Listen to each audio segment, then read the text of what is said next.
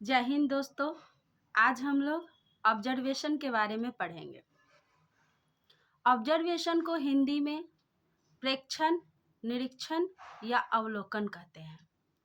साधारण भाषा में ऑब्जर्वेशन का अर्थ होता है देखना, लेकिन सिर्फ देखना इसे हम ऑब्जर्वेशन नहीं कर सकते,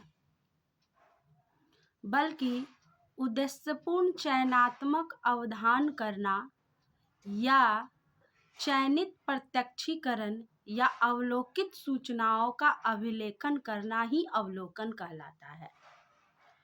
इसे साधारण शब्दों में हम यूँ कह सकते हैं कि जब हम किसी चीज़ का अवलोकन करते हैं तो उसके लिए सबसे पहले हम अपना एक उद्देश्य निर्धारित करते हैं, फिर जिस चीज़ का हमें अवलोकन करना है उसका चयन करते हैं और तब ध्यानपूर्वक उनका प्रत्यक्षीकरण करने के बाद जो उससे हमें सूचनाएं प्राप्त होती है उसका अभिलेखन या रिकॉर्ड तैयार करते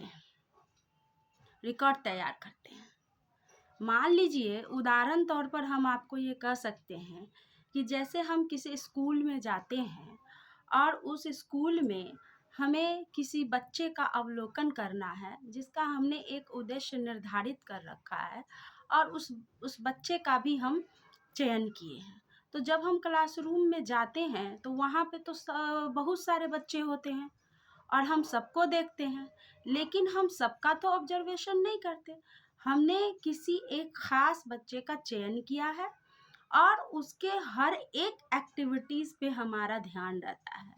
स्कूल के सारे बच्चों पे नहीं, सिर्फ एक बच्चे पे, और उस पे हमारा ध्यान केंद्रित रहता है। उसके हर एक एक्टिविटीज़ उसके हर एक व्यवहार का, उसके बारे में जितनी भी जानकारियाँ होती है सारा हम एकत्रित करते हैं, संगठित करते हैं और उसको रिकॉर्ड करते हैं, उसका एक दस्तावेजीकरण तैयार करते हैं और तब जा कर के निष्कर्ष तौर पर अंत में जब हम उसके बारे में सारा डाटा तैयार करने के बाद जो विचार प्रस्तुत करते हैं उसे ही हम ऑब्जर्वेशन कहते हैं।